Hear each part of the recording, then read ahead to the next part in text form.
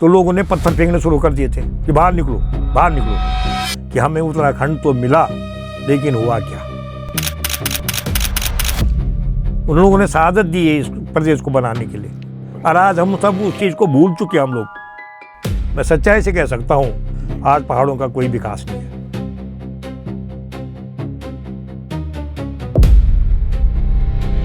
इससे हमें अंदाजा लगा दीजिए कि हमारे यहाँ कितना रोजगार है। यदि रोजगार अच्छा होता तो गुने चुने लोगों को मुख्यमंत्री बांट रहे हैं रोजगार पत्र, बांट नहीं रहे हैं, मतलब दे रहे हैं। निसंकोच कह रहा हूँ इस बात को। पूरे चुनाव में धन बल सबसे ज्यादा अहम भूमिका रखता है। नहीं, आप अभी कुछ एक अंग्रेजों के जमाने के अस्पताल की बात कर रहे थे। हाँ, बिना धन बल के आप चुनाव नहीं जीत सकते। इनकी सोच अपने तक सीमित रही कि मुझे चुनाव जीतना है, कहाँ से जीतूंगा।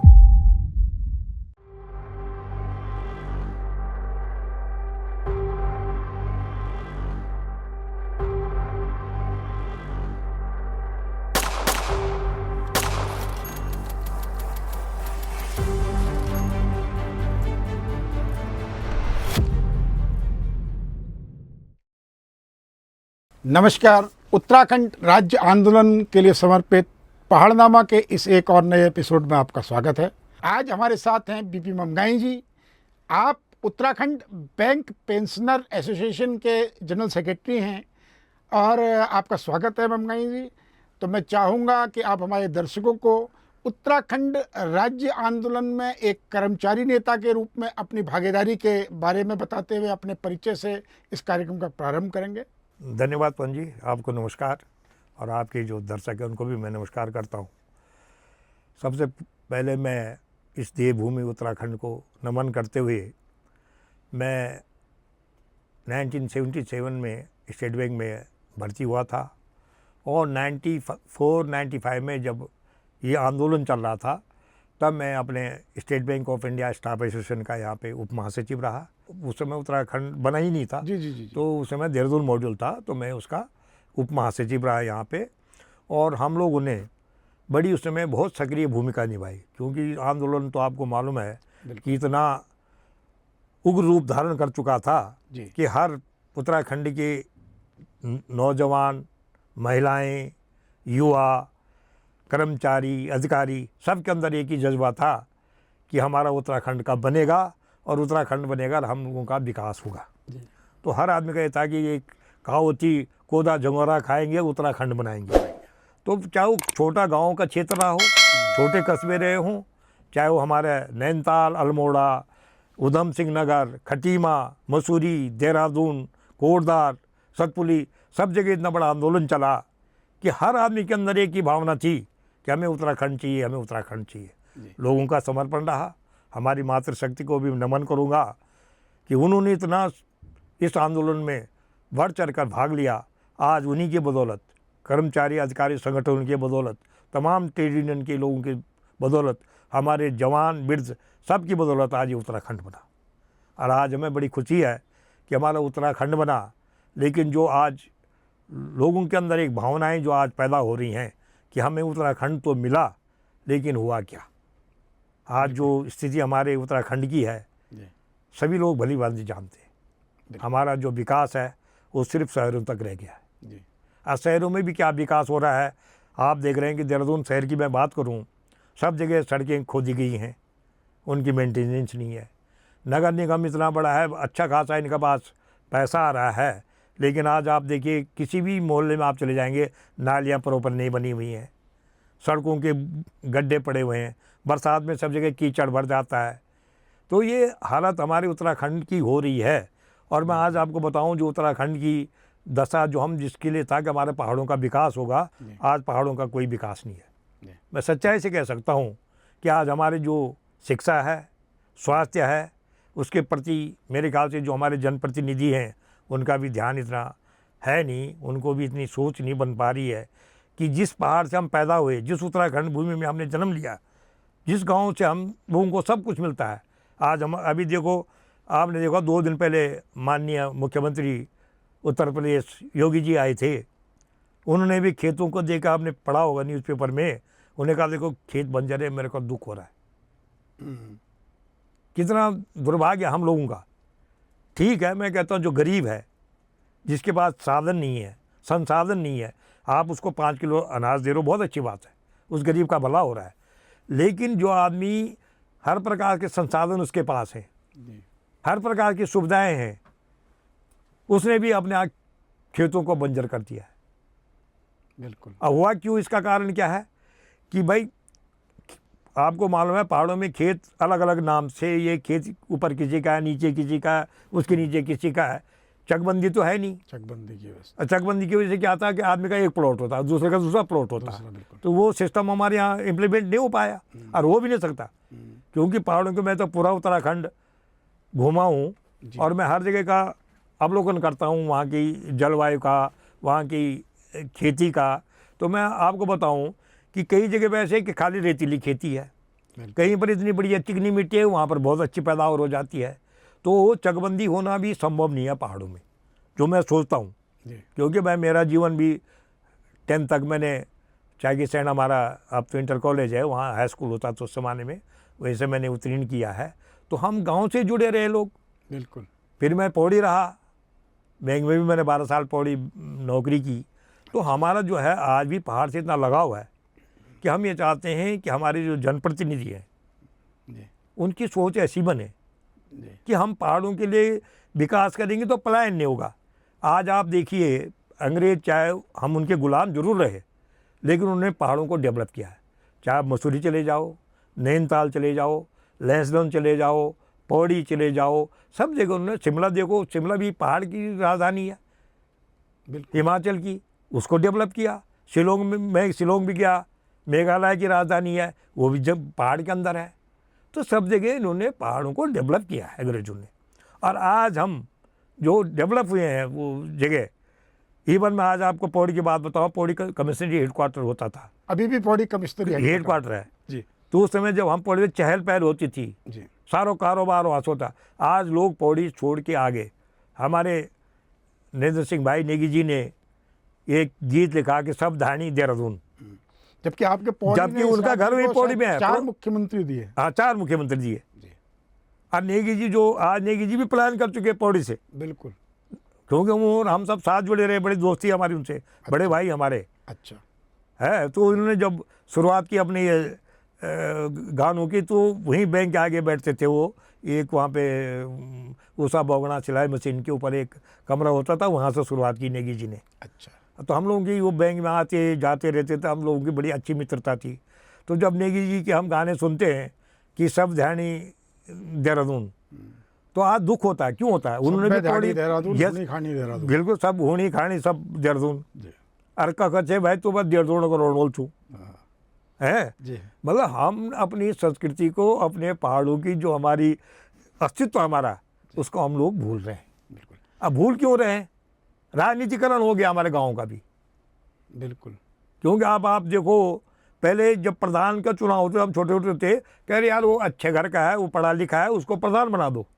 कोई चुनाव नहीं होते थे, कुछ नहीं होते थे। अच्छे घर का है, सक्षम आदमी है, अच्छी सोच रखता है, उसको प्रधान बना दो। आज प्रधान से लेके कोई भी इलेक्शन हो, आपने देख लिया कि भाई आप तो अच्छी तरह जानते हैं, और सभी जानते हैं, हम क्या जानते हैं कि इलेक्शन कितना महंगे हो गए आज की डेट में। बिल्कुल।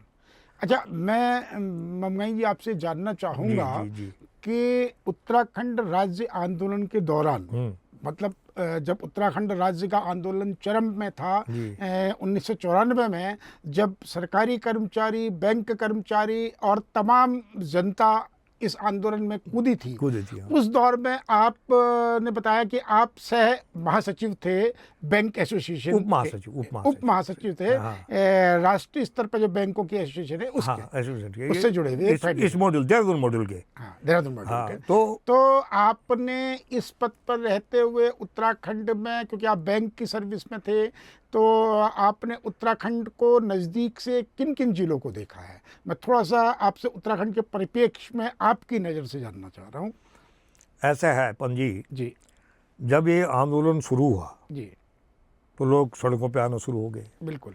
उसके बाद चाहे वो महिला शक्ति हो, जी, हमारे नौजवान साथी हों, चाहे वो हमारे आम नागरिक हों, कर्मचारी संगठन हों, चाहे वो बैंकिंग यूनियनें हों, चाहे आदर्श यूनियन हो, बिल्कुल, कर्मचारी शिक्षक कर्मचारी संगठन बने हुए थे, उनके लोगों, हैडल डिपार्टमेंट के तमाम ट्रेड यूनियन के लोग।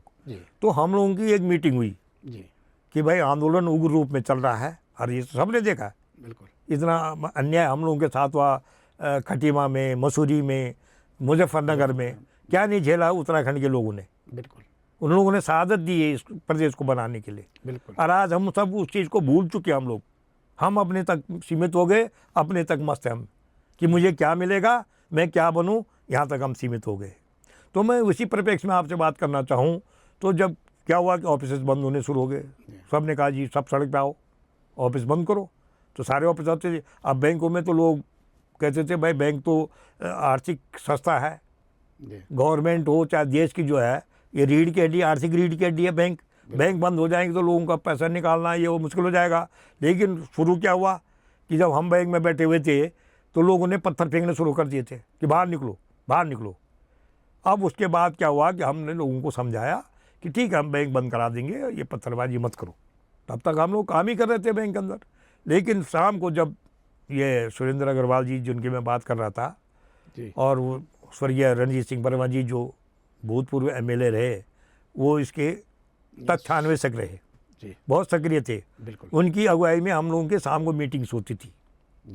कर्मचारी संगठन, मातृशक्ति, तमाम महिला आंदोलनकारी जो महिलाएं थी जो जुड़ी हुई थी, सारे लोग शाम को हम लोगों का मीटिंग्स होती थी, बैठक होती थी कि उसमें निर्णय लिया जाता है कि कल क्या करना है। फिर हम एज ए बैंकर, मैंने कहा भाई आप हमारे बैंकों में तोड़ फोड़ मत करो, नुकसान होता है। आप हमें कॉल दे दो कि भाई बैंक बंद कर देंगे। जिस दिन आपको भाई लोगों को दिक्कत हो रही है, उनको पैसा चाहिए, उस दिन हम बैंक खोल देंगे। वैसे ही सब कर्मचारियों ने कहा कि ठीक है जी हम सब ऑफिस बंद करेंगे। और आपने देखा है कि जिस दिन जब तक आंदोलन चलता है ऑफिस सारे बंद हो गए थे। बिल्कुल शासन प्रशासन भी सब साथ में था। वो भी चाहता था कि भाई एक छोटा प्रदेश बने, विकसित प्रदेश बने और यहाँ की खुशहाली लोगों के सामने आए, ये विचार था लोगों का। लेकिन आज वो खुशहाली सिर्फ सपने लगते हैं। बिल्कुल आज मैं बताऊं आपको, पहाड़ों में मैं हमारे चागीसैंड में, मैं आपको एग्जांपल दूं, जब मैं छोटा था 1-2 में पढ़ता था, अंग्रेजों का टाइम का बना हुआ हॉस्पिटल है। अच्छा। और आज हमें चागीसैंड आपका, आप थलीसैंड ब्लॉक में पढ़ते हैं। पौड़ी जिले के चागीसैंड ब्लॉक की बात कर रहे हैं। थलीसैंड ब्लॉक में चागीसैंड की बात कर रहा है। ब्लॉक हमारा थलीसैंड है। थलीसैंड शायद वहाँ जो अभी तक स्वास्थ्य मंत्री थे धन सिंह रावत जी, शायद हाँ, वो विधानसभा श्रीनगर से, पहले थलीसैंड विधानसभा होती थी, तो मर्ज हो गया, वो श्रीनगर विधानसभा हो गई। विधायक आपके धन सिंह जी है, धन सिंह जी हाल ही तक स्वास्थ्य मंत्री रहे। हाँ, स्वास्थ्य मंत्री भी। आपने स्वास्थ्य का जिक्र किया, तो मैं इसलिए कह रहा हूँ, मैंने आपको अभी अपनी मदर का एग्जाम्पल दिया कि आज पलायन क्यों हुआ। जिस दिन मैं कह रहा हूँ, आज भी गारंटी इस बात की, जिस दिन हमारी सरकार, प्रशासन, शासन ये सोचे कि हमने पहाड़ों में अच्छी शिक्षा देनी है, हमने अच्छी स्वास्थ्य सेवाएं देनी है, पलायन रुक जाएगा। बिल्कुल। आज मैं आपको बताऊं, एक हड्डी टूटती है, हमारे इतना बड़ा क्षेत्र है, मैं आपको बताऊं मैं कि मुझे वहाँ पे भी दुख होता है। हमारी पट्टी पड़ती है कंडार से हूँ। अब माननीय हमारे जो विधायक हैं धन सिंह जी, उनका नज़दीक पड़ता है खिरसू ब्लॉक से। उनने एक पट्टी को 2 हिस्सों में बांट दिया, आधा थलीसैंड में और आधा खिरसू में, जबकि ऐसा होता नहीं है। तो हर चीज़ अपनी, भाई आप बताओ, चौथान आपका जो बूंगीधार है, बूंगीधार आपके कुमाऊं से मिला हुआ उधर। बिल्कुल। और इधर जो है ये घटकुला खिरसू से मिला हुआ है, वहाँ तक कंडार से पट्टी है। चौथान बहुत बड़ी पट्टी है। बिल्कुल। झाजुली बहुत बड़ी पट्टी है। और चोपड़ा कोट बहुत 4 पट्टियों का एक ब्लॉक है थलीसैंड। तो हम ये कहते हैं भाई आप छोटे स्तर पर ब्लॉक क्यों नहीं बनाते।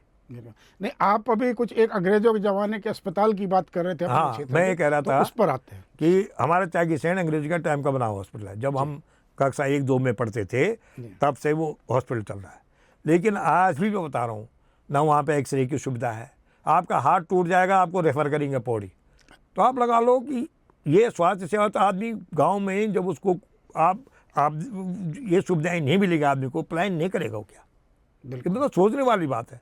आपके पास पैसा है, आपके बच्चों को अच्छी एजुकेशन नहीं मिलेगा, आप क्या करेंगे उस पैसे का। आदमी पैसा अपने लिए इसलिए रखता है कि मेरे स्वास्थ्य के काम आएगा, मेरे बच्चों के पढ़ाई लिखाई के काम आएगा, इसीलिए तो कमाता आदमी पैसा। और उसके बाद जब उसको अपने घर में अपने घर में नहीं कहता हूँ हर गांव में आप हॉस्पिटल खोले, संभव नहीं है, पर जो एक वहाँ पे जितने भी गांव का एरिया है सबको पता है, सारे हमारे उत्तराखंड के जितने भी विधायक हैं सब गाँव से पैदा हो रखे हैं, बिल्कुल। और सबको पता है कि मेरा अगल बगल कितने गांव हैं, कितने गांव इस हॉस्पिटल में आते हैं, कितने गांव के बच्चे इस स्कूल में पढ़ते हैं। तो जिस दिन हम ये सोच पैदा करेंगे कि हमने इस स्कूल को, मैं आपको बताऊं, शिवानंद नौटियाल जी का नाम आपने सुना होगा जी। वो चागी सेंट से पढ़े हुए विद्यार्थी हैं, उसे मिडल तक होता था वो चागी सेंट, मतलब इतनी फेमस जगह थी वो चागी सेंट उस जमाने से। जी। तो मैं कह रहा हूँ कि आज भी यदि आप छोटे कस्बे जो है, छोटे स्थान हैं, उनको आप डेवलप नहीं करेंगे तो पलायन होगा। बिल्कुल। आप मौजूदा व्यवस्था से इन 25 सालों में हुए उत्तराखंड के विकास से हाँ। कुछ ज़्यादा नाराज नज़र आते हैं, और आपकी बातों में जो दर्द झलकता है उससे बड़ा स्पष्ट है कि पलायन, स्वास्थ्य संबंधी सुविधा, शिक्षा संबंधी सुविधा, ये पहाड़ की जो मूलभूत सुविधाएं हैं, इन पर वर्तमान सरकारों द्वारा पिछले 25 वर्षों में कोई विशेष ध्यान नहीं दिया गया है। लेकिन इन तमाम विषयों पर बात करने से पूर्व मैं आपसे जानना चाहूँगा कि एक कर्मचारी नेता के रूप में, एक बैंक एम्प्लॉय के रूप में, आप उत्तराखंड के किन किन जिलों को आपने नज़दीक से देखा है? आप पहाड़ की समस्या को कितनी नज़दीक से जानते हैं? क्योंकि आप अभी तक सिर्फ पौड़ी जिले के एक विशेष विधानसभा क्षेत्र है। ठीक। तो मैं चाहूँगा कि आप एक बार पूरे परिप्रेक्ष्य, उत्तराखंड के परिप्रेक्ष्य में, कि आप किस किस जिले में गए, 13 जिलों में से? मैं पूरे 13 जिले मैंने भ्रमण किया है। अच्छा। क्योंकि मैं पहले उप महासचिव देहरादून मॉड्यूल रहा उत्तराखंड बनने के बाद भी, और उसके बाद मैं जनरल सेक्रेटरी रहा एसोसिएशन का दिल्ली सर्किल का। अच्छा। तो मेरा क्षेत्र पूरा राजस्थान भी था उस समय राजस्थान भी मॉड्यूल था। अब तो पूरा LHO बन गया वहाँ पे, स्थानीय प्रधान कार्यालय, अब वो अलग सर्किल बन गया वो। तो दिल्ली सर्किल में हमारा आधा यूपी था, पूरा उत्तराखंड था, राजस्थान था, आधा हरियाणा था, तो दिल्ली तो था ही। तो मुझे जनरल सेक्रेटरी बनने के बाद मुझे पूरे सब जगह घूमने का मतलब इन द सेंस कि हमारे कर्मचारियों की जो समस्याएं होती थी, कहीं कुछ भी कार्य होते थे, तो मुझे हर जिले में, मैंने उत्तराखंड के पूरे 13 जिले तक मैं घुमा हूँ। मैं इसलिए कह रहा हूँ, उत्तरकाशी भी गया हूँ मैं। अच्छा। मोरी, पुरोला, सब जगह घुमा हूँ मैं। आपके उधर कुमाऊँ साइड में मैं अल्मोड़ा, आपका रानी खेत से लेके लोहा घाट, चंपावत, पिथौरा घाट, झूला घाट, नारायण स्वामी आश्रम तक गया मैं। अच्छा। धारचूला से आगे वहाँ तक गया हूँ मैं। तो अल्मोड़ा वगैरह तो हमारा जोनल ऑफिस था, तो वहाँ तो जाना ही पड़ता था मैं मीटिंग्स वगैरह में। तो इसलिए मैं सब जगह घूमता था, काशीपुर से लेके पूरा नैनीताल वगैरह सब उधर घुमा हूँ मैं। और मेरा ये एक रहता था, मैं जब भी जाता था सुदूरवर्ती जिले, हाँ, पिथौरागढ़ की अगर हम बात करें तो वहाँ के कुछ ऐसे रमणीय स्थल जिनकी हम भाई पिथौरागढ़ अपने आप में एक सबसे सुंदर जगह है जी। आपका धारचूला बहुत सुंदर जगह है, आपका नारायण स्वामी आश्रम बहुत सुंदर जगह है, झूला घाट बहुत सुंदर जगह है। यदि मैं कह रही आपका चंपावत, लोहा घाट कितना सुंदर जगह है, इतनी रमणीक जगह है। चलो नीचे तो बाकी मैदानी इलाका है आपका, चाहे वो हल्द्वानी गिर्द गिर्द, शक्ति फार्म हो, खटीमा हो, जो लाल कुआं हो, ये तो सब चलो प्लेन के लिए, पंतनगर सब तो प्लेन इलाका है। यहाँ तो वैसे ही डेवलपमेंट हो जाता है। डेवलपमेंट असली चाहिए पहाड़ों में जी। मैं उत्तरकाशी भी गया हूँ। आज की गाँव की हालत वो है जो आज से हमने अपने बचपन में देखी थी। कोई परिवर्तन नहीं आया। सिर्फ परिवर्तन ये आया है कि ठीक है आपने वहाँ के सड़कें बनाई हैं, लेकिन सड़कें बनाई वो पक्की नहीं हुई आज तक। माननीय प्रधानमंत्री ग्राम सड़क योजना के तहत आपने सारे गांव जोड़े, मैं मानता हूँ इस चीज़ को। सड़कों का विकास जो हुआ, आपने 4 धाम यात्रा की सड़कें बहुत अच्छी बनाई, उसके लिए हम साधुवाद देते हैं ऊपर अपने नेशनल हाईवे वालों को जी। लेकिन सवाल ये है कि जो हमारी सरकार के अधीन सड़कें हैं, जो उत्तराखंड सरकार के अधीन सड़कें हैं, वो सड़कें भी यदि वैसे बन जाती तो पलायन वैसे भी रुकेगा। आप हॉस्पिटलों को अच्छे बना दोगे, वो डॉक्टर्स भेजोगे वहाँ पे, तो मेरे ख्याल से पलायन रुकेगा। आप एजुकेशन में आज क्या है, हम लोग तो उस समय पढ़े जब जनता के स्कूल होते थे, उन अध्यापकों को पता होता था कि मैंने यहीं रहना है, यहीं से रिटायर होना है, तो वो पूरा ध्यान देते थे। आज क्या है, आपने अध्यापक भेजे, मैं नहीं कहता रहा अध्यापकों में कोई कमी नहीं होता, लेकिन हर एक अध्यापक होता है मैं अच्छी जगह चला जाऊँ ट्रांसफर होकर। हर कोई सोचता है, मैं अध्यापक की बात करें, हम भी आए पौड़े से ट्रांसफर होकर कि भाई मैंने अपने बच्चे पढ़ाने हैं तो मैं क्यों ना देहरादून चले जाऊँ। बिल्कुल। तो ये हर एक आदमी की एक सोच है। हर आदमी ये चाहता है कि मेरा विकास हो, मेरे परिवार का विकास हो, उसके बाद वो सोचता है मेरे ज़िले का विकास हो, मेरे गांव का विकास हो, मेरे शहर का विकास हो, मेरे उत्तराखंड का विकास हो। बिल्कुल। आप यदि सबको, मैं नहीं कहता, रोज़गार की हालत आप देख रहे हैं, मतलब वो ज़माने होते थे कि जब रोज़गार एम्प्लॉयमेंट के थ्रू होता था। जी। आज रोज़गार है कि आप मुख्यमंत्री महोदय को देने पड़ रहे हैं अपॉइंटमेंट लेटर। तो इससे हमें अंदाज़ा लगाना चाहिए कि हमारे यहाँ कितना रोज़गार है। हाँ। यदि रोज़गार अच्छा होता तो गुने चुने लोगों को मुख्यमंत्री बांट रहे हैं रोज़गार पत्र, बांट नहीं रहे हैं, मतलब दे रहे हैं। मैं माफी चाहूंगा आपसे कि मुख्यमंत्री महोदय जो लोग चयनित हैं, हाँ, चयनित कर, जो अपनी मेहनत से चयनित हैं, उन्हीं की उनमें बात कर रहा हूँ। मुख्यमंत्री का कोई विशेष योगदान मुझे नहीं मेरा लगता है। जो कहने का आशय, मैं नहीं कह रहा वो वैसे बांट रहे हैं। जी। जो लोग सेलेक्ट हो जाते हैं, चयनित हो जाते हैं चयनित किसी भी पद पे, बिल्कुल। तो जब उनका नियुक्ति पत्र होता है तो उसको जो है हमारे मुख्यमंत्री जी अपने हाथ से दे रहे हैं। अरे अच्छी बात है, मैं नहीं कह रहा हूँ, लेकिन सवाल इस बात का है कि जो हमारे रोजगार दफ्तर खुले थे, बिल्कुल। पहले वहाँ से अपॉइंटमेंट लेटर मिलते थे या विभागों से मिलते थे, वो प्रक्रिया तो बंद हो गई। बिल्कुल। ये तो सभी जान रहे हैं। तो इससे अंदाजा लग सकता है कि हमारे उत्तराखंड में कितना रोजगार मिल रहा है। भाई माननीय मुख्यमंत्री जी कितने लोगों को रोजगार पत्र या नियुक्ति पत्र देते रहेंगे। बिल्कुल। इसका मतलब बहुत कम है नियुक्तियां हो रही है। बिल्कुल। आज आपने हर जगह डिग्री कॉलेज खोल दिए, लेकिन उन कॉलेज को देखो आप, ना वहाँ पर पूरा स्टाफ है, ना वहाँ पर अध्यापक है। बिल्कुल। अब वो बेचारे पढ़ तो रहे हैं, वो ये लगा लो जो पहले प्राइवेट एग्जाम देते थे ना, हम लोगों के टाइम पे होता था कि लोग प्राइवेट फॉर्म भरते थे, एग्जाम देने आते थे श्रीनगर, पौड़ी, जहाँ जहाँ डिग्री कॉलेज थे। हमने तो वो आंदोलन भी देखा जब ये गढ़वाल विश्वविद्यालय का आंदोलन रहा, उस समय मैं फर्स्ट ईयर में पढ़ता था, 11वीं क्लास में। अच्छा। तो उस समय भी इतना बड़ा आंदोलन चला। उस समय शायद मतलब जैसे उत्तराखंड आंदोलन था वैसे ही गढ़वाल विश्वविद्यालय का आंदोलन चला था। सन 65। नहीं, ये है 72-73 की बात है। 72-73 के दौरान। जी। तो अब तो हर जगह आप विश्वविद्यालय बन जा रहे हैं। आज उत्तराखंड में बिल्कुल 42 विश्वविद्यालय। हम 42 विश्वविद्यालय। उस समय ये गढ़वाल विश्वविद्यालय का आंदोलन करना पड़ा, विद्यार्थियों को जेल में डालना पड़ा। हम लोग जब आंदोलन में जाते थे, जाओ जी अंदर चले जाओ थाने में थोड़ी देर।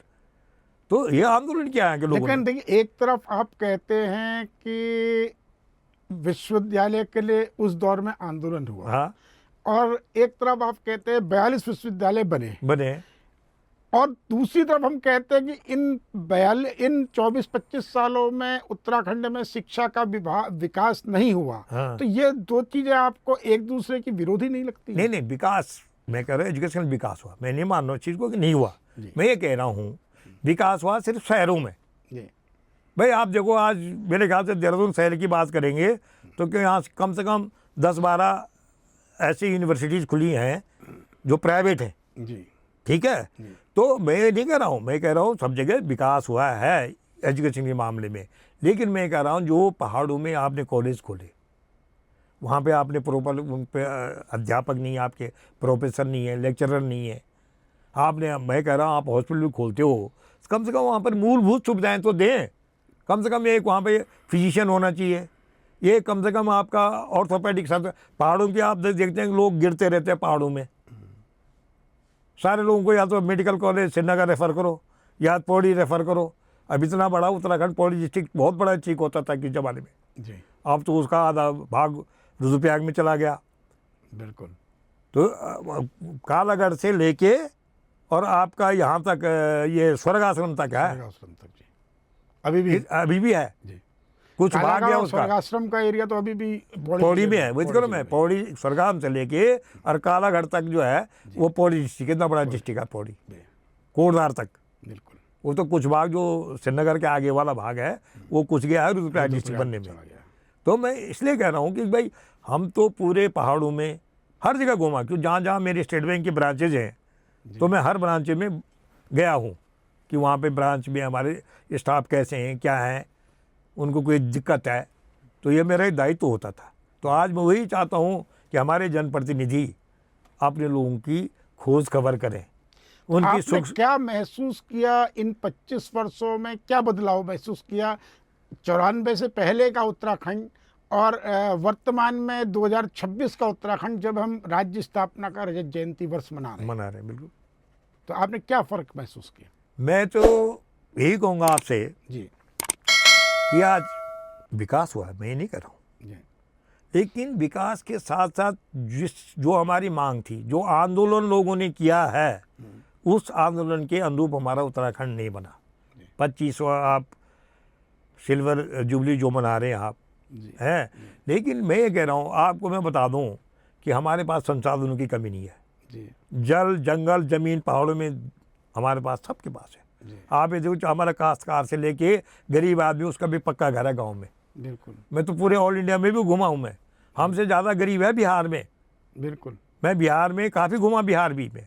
बिल्कुल लेकिन मैं बता रहा हूँ कि उसके साथ साथ जो आज यदि आप सच पूछें तो प्रोग्रेस की यहाँ पे जनप्रतिनिधियों ने अपनी, मुझे बोलने में कोई निसंकोच कह रहा हूँ इस बात को, जी इनकी सोच अपने तक सीमित रही कि मुझे चुनाव जीतना है, कहाँ से जीतूंगा। आप बताओ मेरे को, एक छोटी सी बात बताओ, आपने अभी 100 लाल बत्तियाँ पकड़ा रखी हैं, जी उनका उपयोग क्या है बता दें आप। ये सरकार में तो आज भी, चाहे इस बारे में मुझे कुछ भी कहें कि आप गलत कर रहे हैं, लेकिन आपने सिर्फ अपने वोट बैंक के लिए ही उन लोगों को, चाहे वो कांग्रेस की सरकार रही हो चाहे बीजेपी, आप ये बताओ जो लाल बत्तियाँ बांटी गई हैं, जो उनके ऊपर जो खर्चा आ रहा है, वो एक ऊपर हमारे इस गरीब प्रदेश पे एक भार तो है वो। बिल्कुल तो इसीलिए मैं कह रहा हूँ जी कि भाई जब हमारा विभाजन नहीं हुआ था उत्तर प्रदेश का, तब हमारे 17 MLA होते थे, जी आज हमारे 70 MLA हैं। जी पहले देहरादून में एक IAS होता था, DM होता था, आज हमारे मेरे ख्याल से 100 के करीब यहाँ पे IAS बैठते हैं, ज़्यादा जी कम से कम। जी तो भाई अब आप ये बताओ, ये तो ठीक है कि भाई IAS इतने ज़्यादा निकलेंगे, लोगों का विकास होगा, आगे बच्चों को जगह मिलेगी, रिटायर्ड होंगे तो 100 और नए IAS आएंगे, वो तो बहुत अच्छी बात है।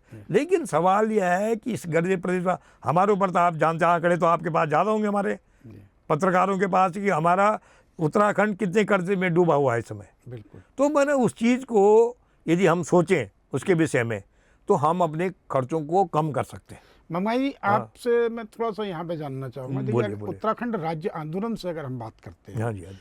तो उत्तराखंड राज्य आंदोलन में भागीदारी करने वाला युवाओं और छात्रों का वर्ग हाँ। था। वो राजनीतिक रूप से बहुत ज़्यादा आगे नहीं आ पाया, जानकारी में नहीं था, आगे भी नहीं आ पाया, वो सजग नहीं था, और उसकी पहली जरूरत नौकरी थी। तो उन राज्य आंदोलन, तमाम राज्य आंदोलन ने नौकरी पकड़ी। हाँ ठीक दूसरा वर्ग महिलाओं का था। जी।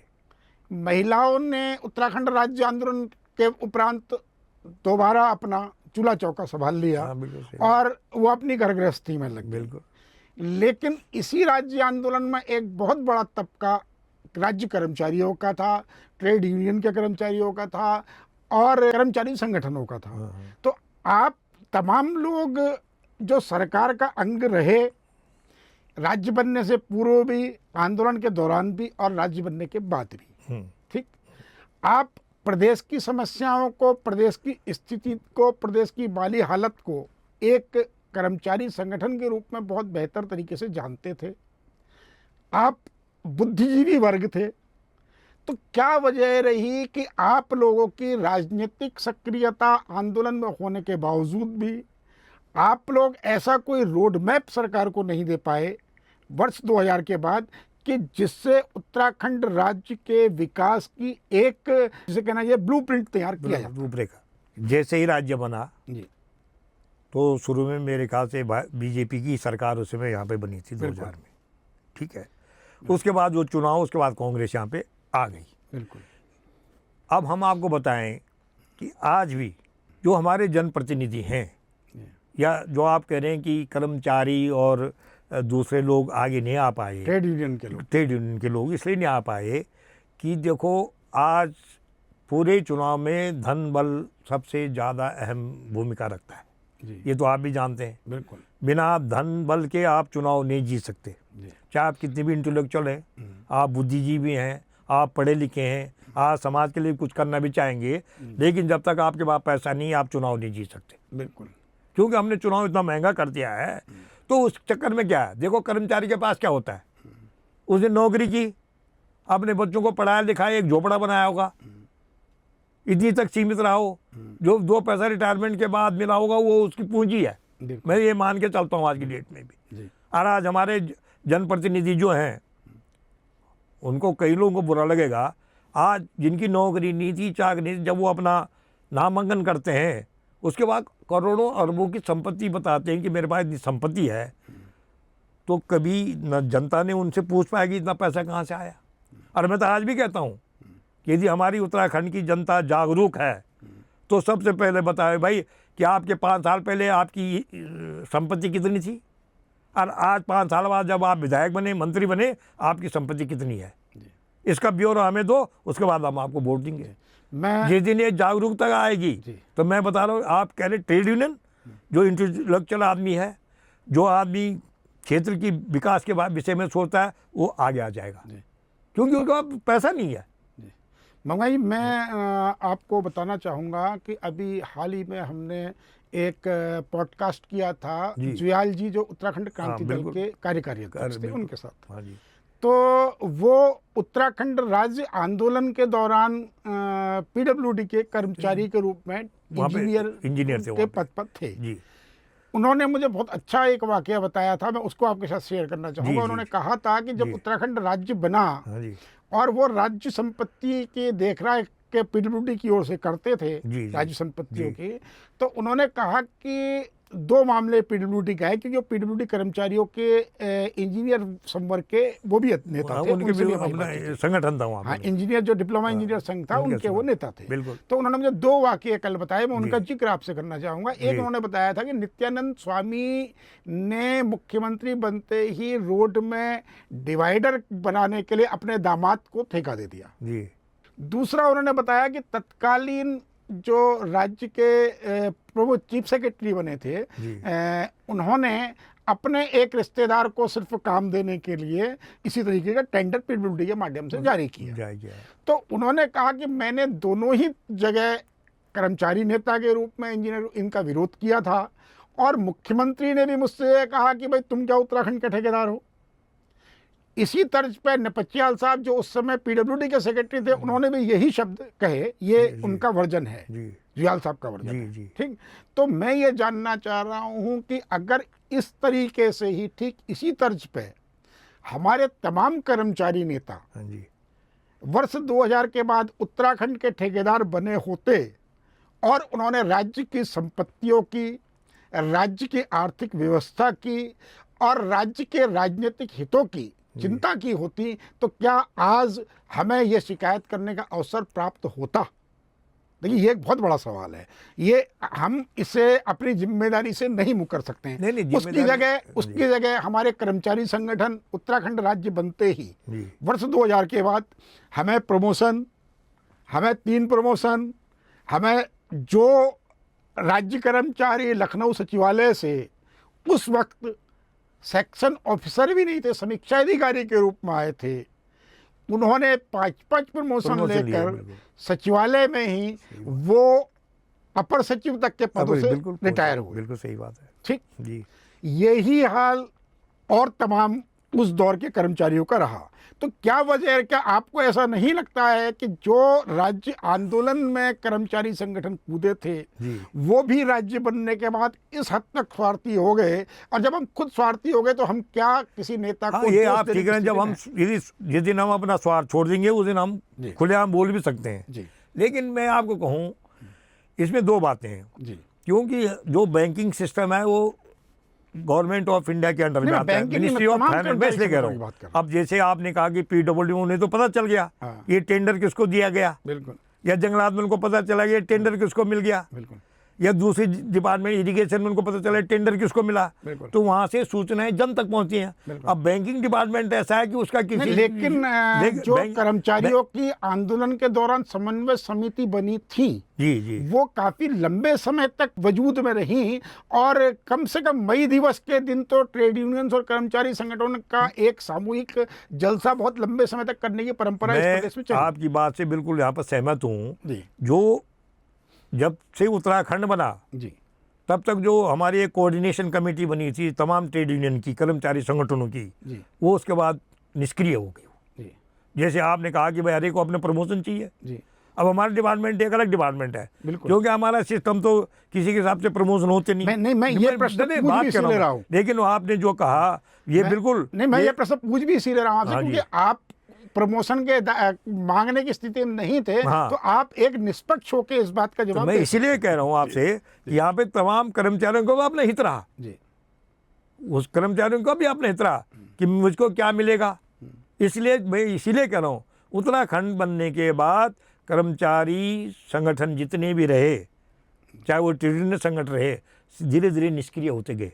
निष्क्रिय इसलिए हुए, हम तो आज भी कहते हैं सबको कि तमाम जितने संगठन थे आज ये जो सक्रिय हो जाएं, अब तो सब रिटायर्ड हैं, जी संगठित हो जाएं, सरकार से सवाल तो पूछ ही सकते हैं, बिल्कुल किसी डिपार्टमेंट में जाके पूछ तो सकते हैं। बिल्कुल। लेकिन वही हुआ उसके बाद कि सबको अपनी अपनी लाभ के लिए वो सब आगे पीछे घूमते रहे बिल्कुल जनप्रतिनिधियों के, और धीरे धीरे वो पार्टियों में घुसना शुरू हो गए भाई। जबकि ट्रेड यूनियन और कर्मचारी संगठनों को किसी राजनीतिकरण होना भी नहीं चाहिए, बिल्कुल। उनके तो अपने कर्मचारियों और अधिकारियों को हितों को देखना चाहिए। ठीक है, वोट आप किसी को दे, ये आपकी मर्जी है, लेकिन हमें आज भी कहता हूँ मैं कि तमाम जो कर्मचारी हैं, ट्रेड यूनियन के लोग हैं, उनको किसी पार्टी का सिंबल अपने छाती पे नहीं लगाना चाहिए।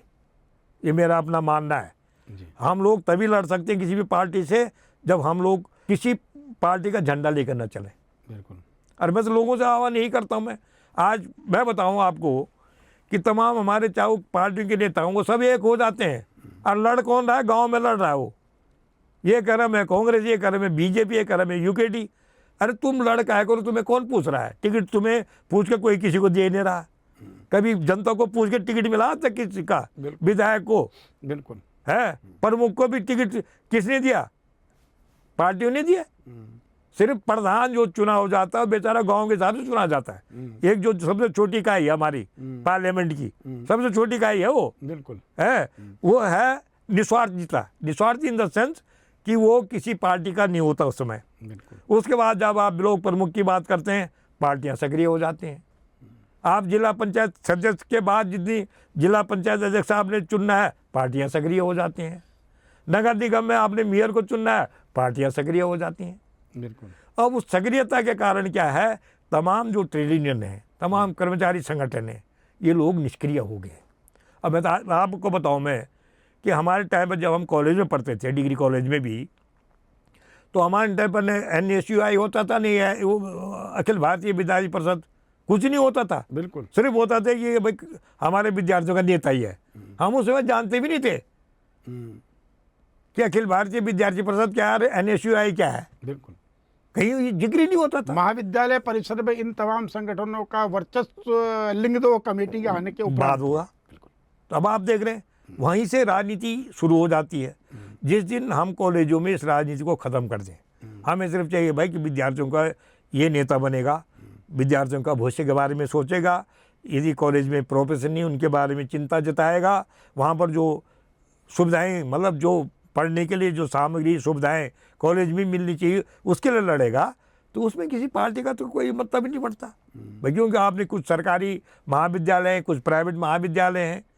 तो मैं इसलिए कह रहा हूँ कि आज पूरे हिंदुस्तान के अंदर, ये तो मैं पूरे हिंदुस्तान के अंदर, कि हमने राजनीतिकरण कर दिया पूरे देश का। नहीं, राजनीतिकरण तो देखिए देश का हमेशा ही रहा है, नहीं। लेकिन अगर हम ट्रेड यूनियंस की बात करें, कर्मचारी संगठनों की बात हाँ जी, करें, जी। तो कहीं ना कहीं ये दिखाई देता है कि पूरे देश में हाँ जी, हाँ जी। जो है कि विगत 20 वर्षों में ट्रेड यूनियंस कमजोर हुई हैं। बहुत ये कहा कमजोर गया है, है बहुत कि कमजोर है। नरसिंहा राव के प्रधानमंत्री बनने के बाद, देश में उदारवाद आने के बाद, बिल्कुल। ट्रेड यूनियनों ने अपने वजूद को खोया है। इसलिए मैं आपको यही कह रहा हूँ, देखो आज भी हमारे जो बैंकों का United forum of bank union बना हुआ है, उसमें तमाम हमारे अधिकारी कर्मचारी के संगठन हैं। तो हमारी एक आध यूनियन को छोड़ के सारे नॉन पॉलिटिकल हैं। तो हमारे यहाँ अभी भी हड़तालें होती हैं, आंदोलन होता है। क्यों होते हैं? नॉन पॉलिटिकल हम। तो इसीलिए हमारे यहाँ की ट्रेड यूनियन अभी भी सुचारू रूप से चल रही हैं, जागृत हैं अभी भी। लेकिन तमाम जो कर्मचारी अधिकारी संगठन जो देखिए, अपने वेतन भत्तों के लिए जागरूक और सुचारू होना एक विषय है। हाँ, सामाजिक समस्याओं को लेकर एक वोट बैंक के रूप में संगठित होना जी वो अलग विषय है। तो आपके जो कर्मचारी संगठन बैंक के भी हैं वो अपनी समस्याओं को लेकर जागरूक तो जरूर है, हाँ हाँ लेकिन राजनीतिक रूप से देश की समस्याओं के लिए, प्रदेश की समस्याओं के लिए मुझे नहीं लगता कि उनका कोई योगदान है। नहीं नहीं नहीं, जब ये मैं आपको जब मर्जर की बात आई थी, जी बैंकों के मर्जर की बात आई थी, जी तो उस समय उनका अपना मतलब नहीं था। जी, जनता के हित लेकिन में उसके बावजूद मर्जर तो हुआ। मर्जर हुए भाई। अब आप बताओ, जो सरकार की पॉलिसी है उसके खिलाफ तो आप भी नहीं जा और उसका सकते, मैं भी नहीं जा सकता। किसी बैंक के ट्रेड यूनियन ने विरोध भी नहीं किया। नहीं किया था उसमें विरोध, मर्जर के खिलाफ थे भाई। कई बैंक घाटे में थे। अब घाटे वाले को, जो बैंक अपना सरप्लस में चल रहा है, उसको भी बुरा लगा भाई मेरा पैसा जो डेफिसिट में क्यों जाऊं मैं। तो विरोध तो हुआ है, लेकिन इसलिए इतना विरोध नहीं हुआ कि भाई सरकार, वित्त मंत्रालय यदि वो जो निर्णय ले लेते हैं तो कर्मचारी उसके लिए क्या कर सकते हैं। चलिए अब इस कर्मचारी से थोड़ा हटकर बात करते जी, हैं जी। कि आप पेंशनर्स की जो एसोसिएशन है, जी जी जी, उस एसोसिएशन के भी आप जनरल सेक्रेटरी यहाँ हैं। पर सेक्रेटरी हूँ मैं उसका। सेक्रेटरी हैं आप उस एसोसिएशन के भी, और उस एसोसिएशन में भी मेरे ख्याल से 1000 से 1500 के बीच में सदस्य हाँ हैं। करीब 1000-1200 है तो हमारे। क्या हम 1000 बुद्धिजीवियों को साथ लेकर भी जी वर्तमान तक इन 25 वर्षों में कोई ऐसा प्रेशर ग्रुप इस प्रदेश में या राजधानी देहरादून में बना पाए हैं, जो कि जैसे आपने कहा कि देहरादून शहर की छोटी समस्याएं हैं, सड़क पर गड्ढों की, कूड़े की समस्या, समस्या है। छोटी समस्याओं से लेके बड़ी समस्या तक, स्वास्थ्य संबंधी समस्या, शिक्षा संबंधी समस्या, इन तमाम समस्याओं को लेकर कोई ऐसा हम प्रेशर ग्रुप बना पाए हैं जो कि सरकारों पर दबाव डाल सके? देखो ऐसा है, मैं आपको बताऊं जी कि आज चाहे वो हमारे पेंशनर भी हो, स्टेट बैंक के ही पेंशनर क्यों ना, करीब 1000-1200 हमारे मेंबर हैं यहाँ पे। जी दिक्कत यह है कि जब हम इस बात के लिए तो सब सक्रिय हैं, जी हाँ कि साहब सड़कें भी अच्छी होनी चाहिए, हमको बिजली पानी की भी सुविधा होनी चाहिए, जी और तमाम जो है भीड़ भाड़, मैं आज भी कह रहा हूँ 90% इस देहरादून की जनता से आप बात करेंगे तो कोई खुश नहीं कि राजधानी आ रहे। आप ये बात बताओ, एक आम आदमी का, जो आम आदमी है, हमारा सचिवालय में क्या काम है, कोई काम नहीं, हमारा विधानसभा में क्या काम है, कोई काम नहीं, हमारा काम पड़ता है तहसील में, ब्लॉक में और जिलाधिकारी तक, जिले तक, बहुत ज़्यादा। ठीक है ना।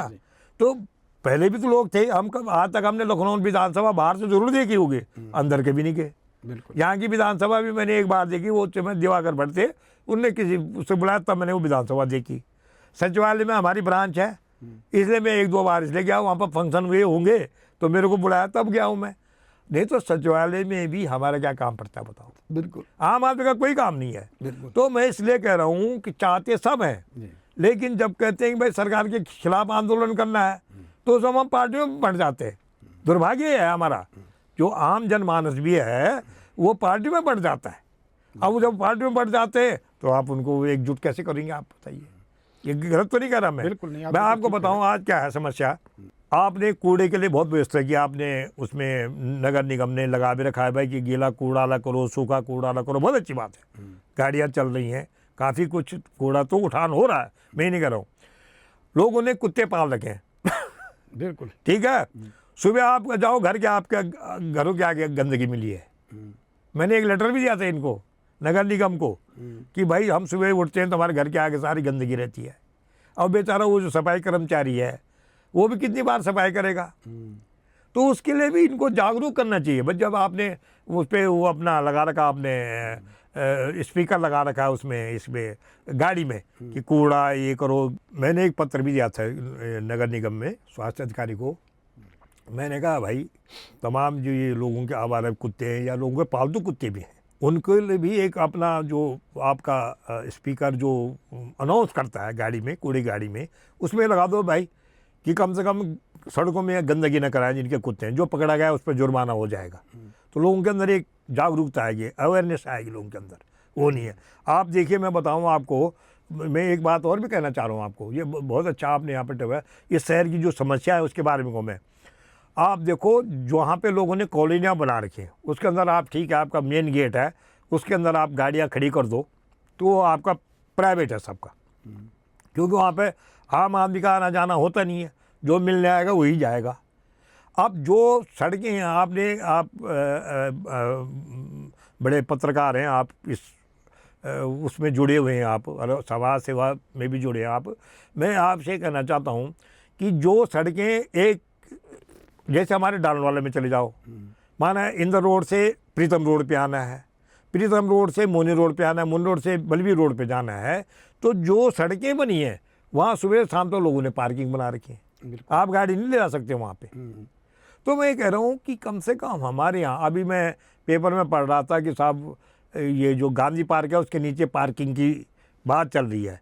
मैं कह रहा हूँ कि भाई इतने लोग जब सारे पहाड़ पलायन होकर देहरादून आ जाएंगे, ऋषिकेश आ जाएंगे, कोटद्वार आ जाएंगे, ऊपर आपके कुमाऊं से सारे लोग मैक्सिमम हल्द्वानी रामनगर आ गए हैं, लोग गांव के गांव खाली हो गए हैं। बिल्कुल। भाई सवाल यह है कि आप जब छोटे शहरों को विकसित करोगे तो पलायन रुकेगा।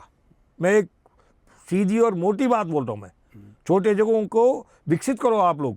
मैं कहता हूँ एक बात, गन्ना विकास अधिकारी उसका डिस्ट्रिक्ट में क्या, उसको जहाँ गन्ना हो रहा हो उसका वहाँ कार्यालय बनाओ।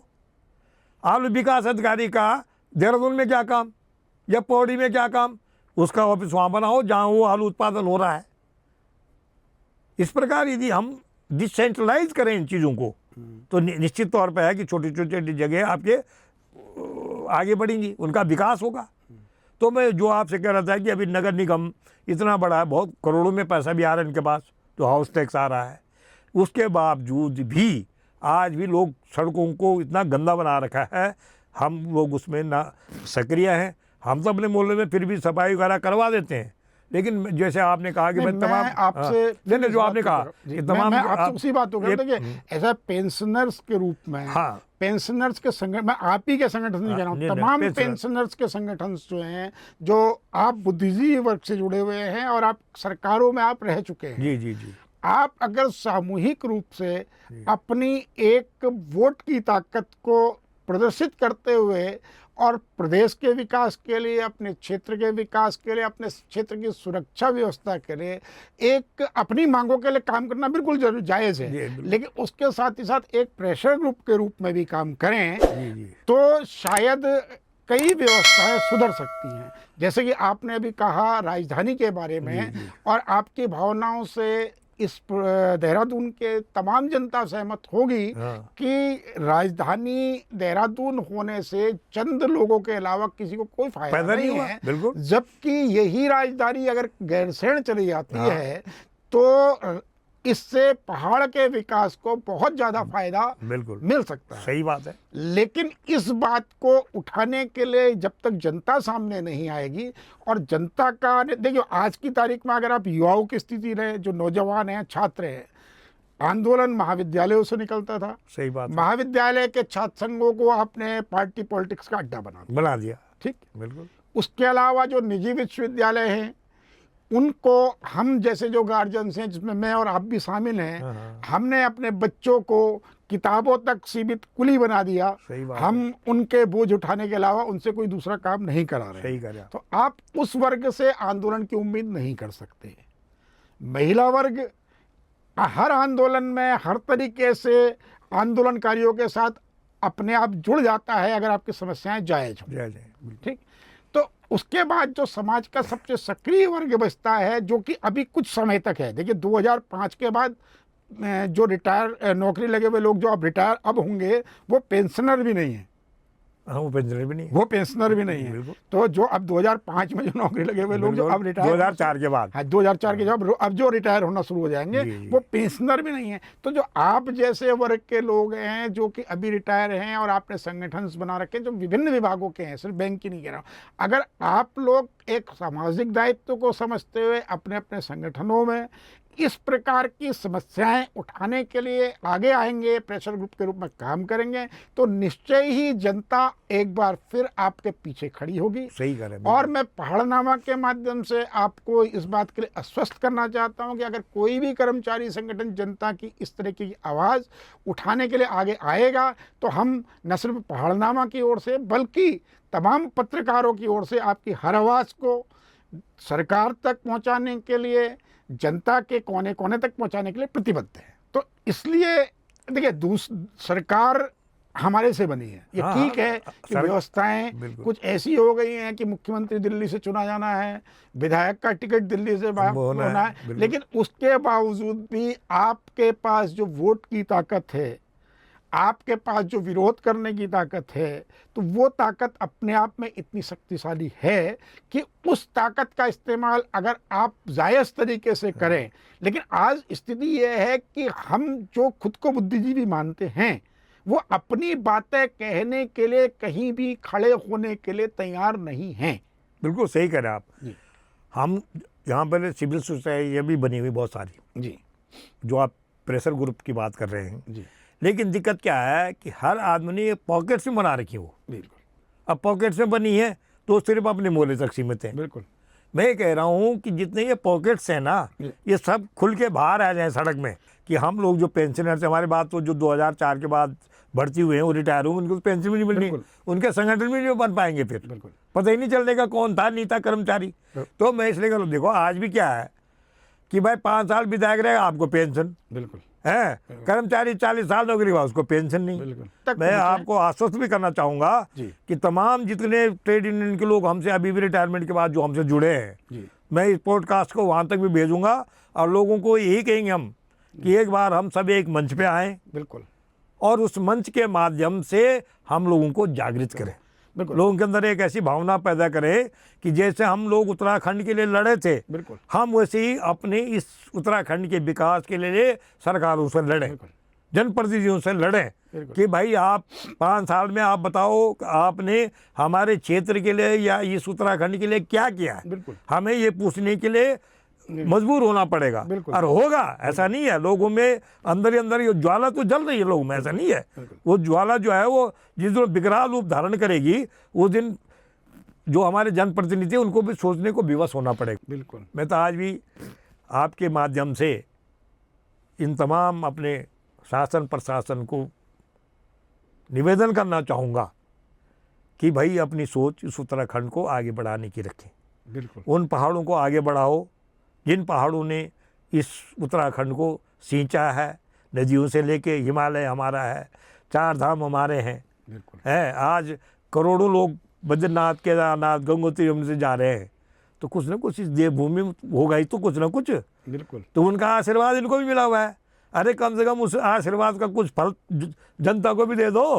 और दूसरा मेरा निवेदन ये रहेगा इन लोगों से कि इस राजधानी को देहरादून से कहीं और जगह शिफ्ट करो, दूसरा शहर भी बनेगा, वहाँ भी डेवलपमेंट होगा। वो तो आप कर सकते हैं। देखिए, मैं उसका तो पूरा दारो मदार आप रिटायर्ड कर्मचारी संगठनों के हाथ में है। अगर आप लोग ठान लें कि भाई ये होना है, तो ऐसी कोई ताकत राजनीतिक ताकत प्रदेश की नहीं है जो कि आपको उस मंतव्य को पूरा होने से रोक सके। इसके लिए अब जन आंदोलन बहुत जरूरी है।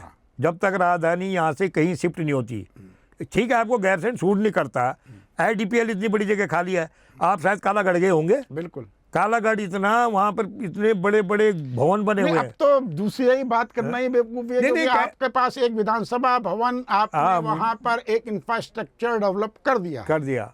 तो अब तो सिर्फ एक आदेश की जरूरत है कि जैसे यहाँ वैसे वहाँ। नहीं, अब तो जनता, जिसको दिक्कत हो वो नौकरी छोड़े। नहीं, अब तो जो आपने बात कही, अब चाहे वो किसी पार्टी का भी विधायक हो, निर्दलीय हो, पार्टी का वाला हो, कहना है यदि जीतने के बाद विधानसभा में ये आवाज़ उठाएगा कि राजधानी गैरसैंण, वोट मिलेगा, नहीं तो वोट नहीं मिलेगा। बिल्कुल। क्योंकि जिसे अगर वहाँ जाने में दिक्कत हो तो जरूरी थोड़ी है कि विधायक बने, और जिसे जरूरी नहीं है तो उसे जरूरी थोड़ी है कि वो नौकरी करे, कुछ और कर ले। तो नौकरी वो करेगा जो गैरसैंण जा पाए। आप बताओ, जिस दिन आप पूरा इंफ्रास्ट्रक्चर वहाँ पर तैयार, आपका विधानसभा बन गई, जिस दिन आप वहाँ पर सब कुछ बनाना करोगे, वहीं आपके अच्छे कॉलेज बन जाएंगे, अच्छे हॉस्पिटल बन जाएंगे, तो देहरादून से ज़्यादा बढ़िया शहर बन जाएगा वो।